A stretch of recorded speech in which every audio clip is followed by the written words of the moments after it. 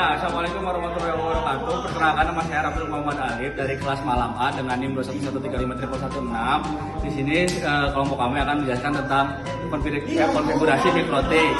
Yang kemudian anggota kelompok yang lainnya juga akan memperkenalkan diri dan menjelaskan sesuai bagiannya masing-masing. Terima kasih. Assalamualaikum warahmatullahi wabarakatuh. Perkenalkan, nama saya Fariza Rahman dari Malam A dengan NIM 241351115. Di kelompok ini saya akan menjelaskan bagian B, D, dan E. Terima kasih. Assalamualaikum warahmatullahi wabarakatuh. Saya Naswa Adelia Agustin dengan NIM 22313511113. Di sini saya pertama akan menjelaskan tentang sebuah topologi ya, di mana di sini ada dua buah ISP, satu buah router dan sebuah klien, yang mana pada praktiknya ini akan menjadi sebuah settingan file over ya. Tapi untuk step-step settingannya sendiri ada beberapa banyak settingan, tidak hanya file over. Namun untuk topologinya seperti ini, di mana ada ISP-A dan ISP-B yang terhubung ke dalam sebuah router yang kemudian terhubung pada sebuah klien. Nanti pada praktik failovernya, ketika salah satu sumber internetnya, either itu ISP-A atau ISP-B dimatikan, maka router masih akan mendapatkan internet ya. Untuk melakukan settingannya, pertama kita harus masuk dulu ke dalam login mikrotiknya, dengan kita menggunakan tools Winbox ya. Di sini kita masuk ke Winbox-nya, terus kita cari di bagian keyboard, terus kita klik MAC address-nya dengan masukkan default loginnya admin dengan passwordnya kosong. Langkah pertama, beri nama mikrotik ke sistem identity, lalu tambah user ke sistem user list plus, beri nama usernya dan pilih grup full agar mendapat semua privilege, lalu beri password, apply OK. Tes user kalian dengan logout, lalu login kembali dengan user dan password yang tadi. Sekarang beri dokumentasi digital. Sekarang beri dokumentasi logic. Ubah nama Ether 1 jadi Ether 1 init, Ether 2 backup, dan Ether 3 jadi Ether 3 client.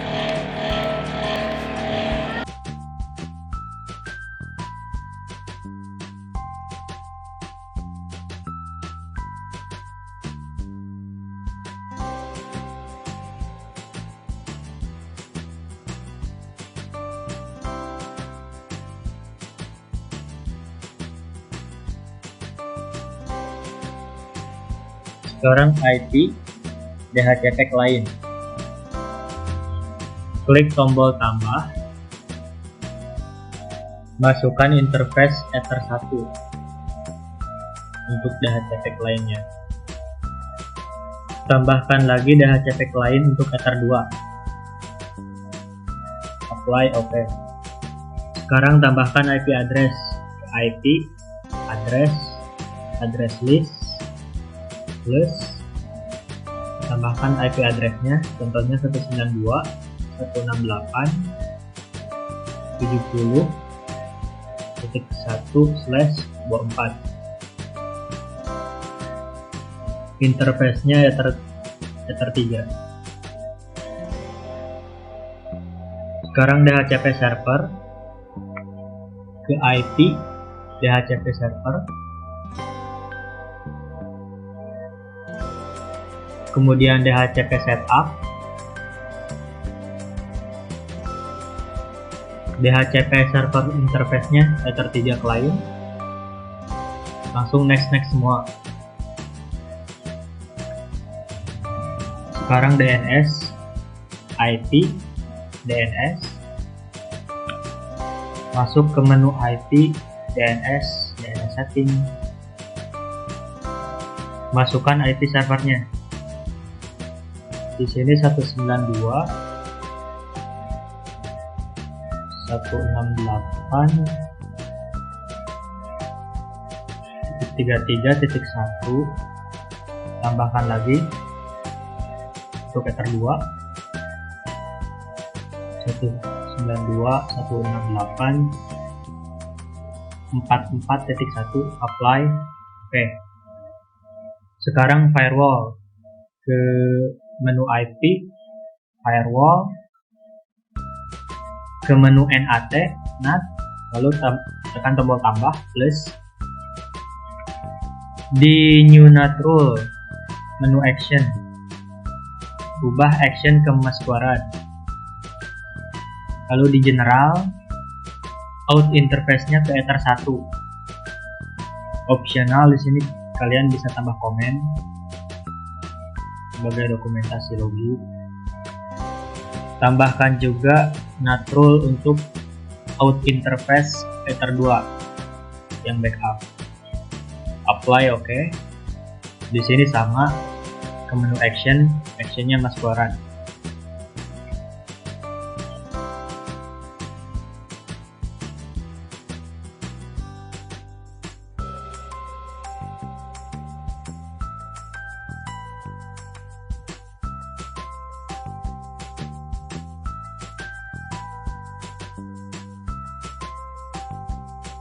Tinggal kalian tes jaringan dari mikrotiknya ke terminal, ping 888, lihat apakah reply atau RTO.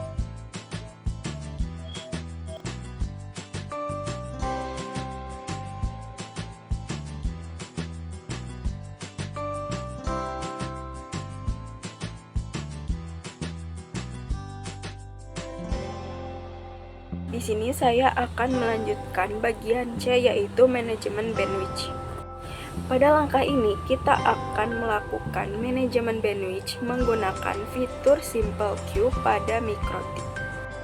Pertama kita klik Queue, lalu Simple Queues. Selanjutnya kita klik tambah untuk membuat rule Simple Queue baru. Selanjutnya kita isikan parameter tersebut seperti nama dan target. Nah, pada bagian target, kita masukkan IP address silent yang akan dibatasi bandwidth-nya. Kemudian, pada bagian max limit, kita atur kecepatan maksimum download sebesar 5 Mbps dan upload sebesar 3 Mbps. Setelah semua pengaturan selesai, kita klik apply dan OK untuk menyimpan konfigurasi. Baik, setelah konfigurasi Simple Queue selesai, selanjutnya dilakukan pengujian bandwidth dari sisi silent menggunakan speed test. Dengan demikian, pengujian speed test menunjukkan bahwa bandwidth silent telah dibatasi sesuai konfigurasi. Hal ini membuktikan bahwa Simple Queue berhasil diterapkan. Sekarang bagian D, hotspot. Wireless. Kalian ke menu IP, lalu hotspot setup. Untuk hotspot interface-nya WLAN 1. Klik next sampai masukkan DNS name. Sini masukkan nama contoh website, misal mahasiswa.net. Lalu tambahkan user profile. Di sini kasih nama untuk dosen dan kasih nama juga untuk mahasiswa. Ke menu user, setting atau beri password untuk dosen dan mahasiswa dengan profil yang tadi kita buat.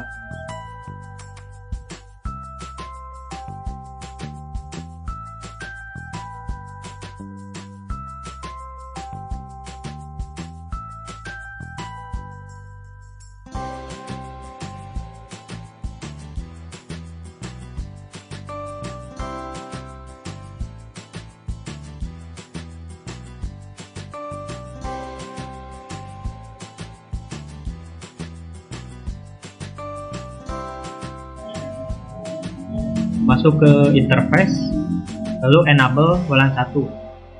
WLAN 1 klik 2 kali, ubah mode ke AP bridge, lalu kasih nama SSID atau nama passwordnya. Lalu kalian bisa cek hotspot pada device seperti pada HP kalian.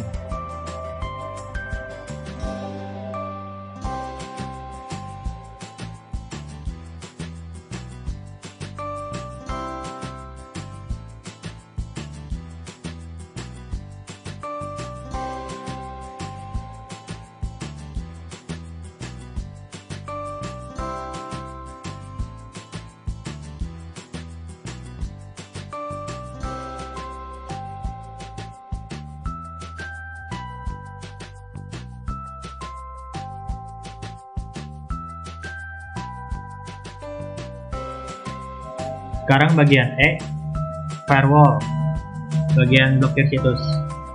Ada 3 cara. Cara pertama dengan address list ke IP, lalu firewall ke address list, lalu tekan tombol tambah. Di sini beri komen, kasih nama, dan kasih alamat websitenya. Setelah apply OK, addressnya akan muncul semua di sini. Masih di menu filter rule, klik tambah new. Di sini actionnya sama dengan drop. Lalu di menu general, chain di sini sama dengan forward. In interface-nya untuk jalur yang akan diblokir. Di menu advance, masukkan source address list. Lalu cek apakah websitenya bisa diakses atau tidak. Cara kedua, masuk ke IP, firewall, ke filter rule, tombol tambah, tombol plus, action di sini actionnya drop, out interface-nya ke Ether 3. Lalu di menu advance, konten di sini alamat website yang akan kalian blokir. Lalu tes, kunjungi websitenya apakah bisa diakses atau tidak. Cara ketiga, blok dengan layer 7 atau layer 7 protocol. Ke IP, firewall, layer 7 protocol yang paling ujung, tekan tombol plus. Di sini masukkan komentar, nama, dan regular expression. Di sini regular expression-nya semua kemungkinan nama websitenya. Lalu pindah ke menu filter rule. Menu general, isikan source address list dengan chain forward. Pindah ke menu advance, lalu masukkan layer 7 protocol. Menu action,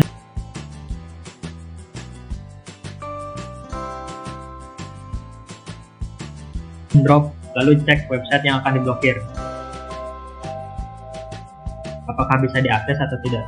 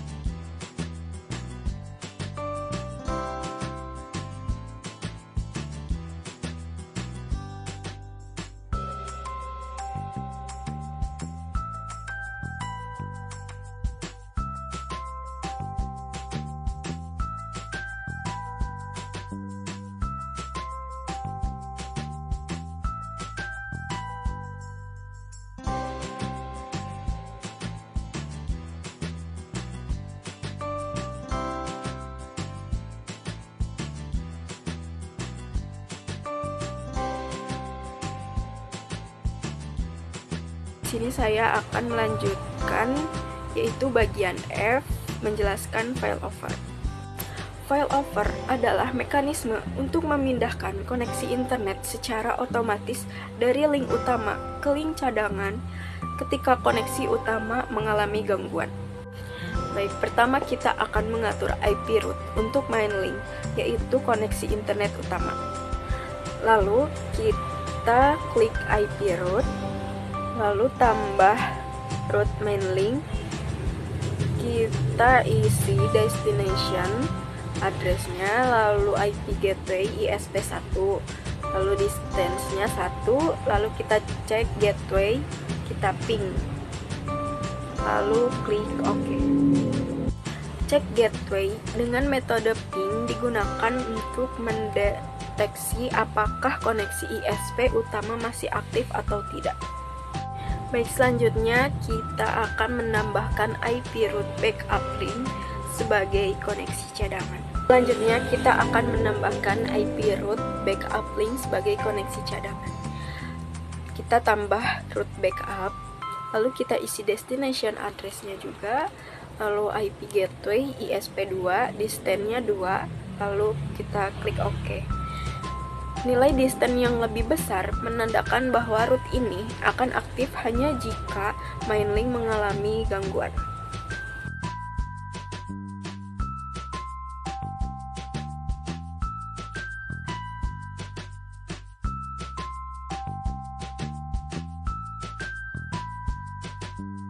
Di sini saya akan menjelaskan bagian G, backup dan restore.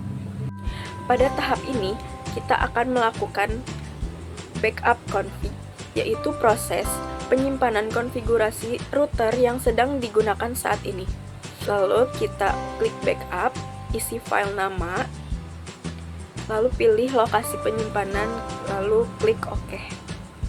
Backup config berfungsi untuk menyimpan seluruh pengaturan router sebagai cadangan. Selanjutnya kita akan melakukan restore config, yaitu mengembalikan konfigurasi router dari file yang sudah disimpan sebelumnya. Lalu kita klik browse atau choose file, pilih file backup konfigurasi, lalu klik restore, tunggu proses selesai, router akan restart otomatis. Selanjutnya di sini kita akan mencoba menghitung quality of service. Pertama kita jalankan dulu tools Wireshark ya. Terus kita lakukan scanning jaringan pada salah satu interface yang jalan dan terkoneksi di internet. Di sini ada Ethernet 2 yang terkoneksi dengan internet. Kita biarkan saja running. Terus kita lakukan web search. Di sini contohnya kita open web search ke YouTube ya. Kita tunggu sampai loadingnya selesai. Karena ini kenapa ini bisa lemot, nanti kita bisa buktikan apakah jaringan internet ini baik atau tidak di quality of service internet ya. Yang mana quality of service sendiri itu di dalamnya sendiri ada nilai throughput, packet loss, delay sama jitter. Throughput itu jumlah data yang keluarnya, paket loss itu berapa paket yang hilang dalam satu kali pengiriman data, delay itu adalah delay delay kayak waktu tertundanya, dan jitter itu total variasi delay. Oke,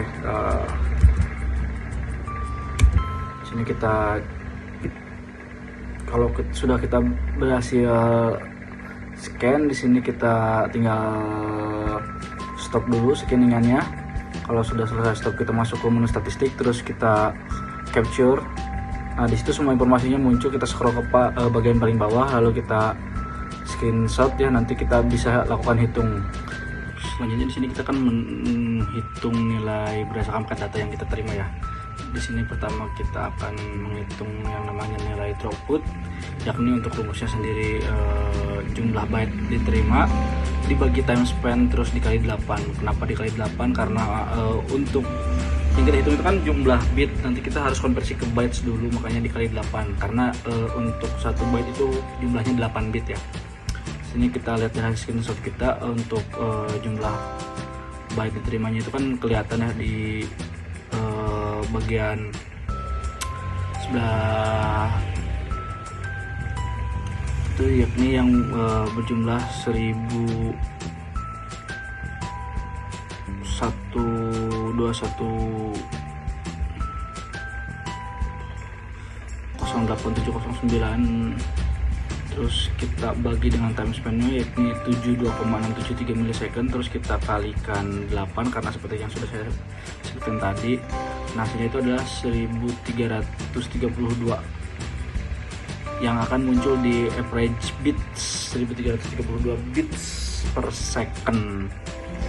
Terus yang kedua itu adalah untuk rumus paket loss ya, jumlah paket dikirim sama paket diterima. Ini karena saya nggak melihat jumlah paket diterimanya, sebenarnya hasil munculnya itu adalah display ya, berapa persen gitu, berapa persen margin errornya di sini. Karena di displaynya 100%, maka kita akan coba skip dulu. Terus selanjutnya itu adalah untuk delay itu sendiri rumusnya time span dibagi jumlah paket yang diterima. Nah, kita balik lagi ke perhitungan time span tadi, yakni 72,673, kemudian akan dibagi oleh jumlah paket yang diterima, yakni di situ ada 19529. Kita hitung lagi, 72,673 dibagi 19529 ya. Terus kita kalikan 1000 karena ini perhitungannya adalah milisecond. Nah, muncul hasilnya 3721 sekian. Itu artinya kita punya delay sekitar 3,7 milisecond. Mungkin kalau teman-teman tahu gitu, kalau tes ping kan itu muncul ya berapa milisecond kalau ngirimin 4 paket gitu. Nah, ini untuk perhitungannya itu seperti ini. Terus terakhir itu ada jitter itu rumusnya nggak beda jauh sama delay ya, cuma bedanya itu jumlah paket diterima itu dikurangi 1. Contoh di sini time span-nya masih sama 72,673, kemudian jumlah paket yang diterimanya itu karena diawali 19.529 dikurangi 1 jadi 19.528. Dan perhitungannya juga nggak akan terlalu beda jauh sih, karena ya jumlah paket yang diterimanya juga hanya dikurangi 1 aja, dan tetap sama dikali 1000 juga di sini. Hasilnya masih sama, kurang lebih 3,7 milisecond ya. Seperti yang saya jelasin tadi, itu untuk waktu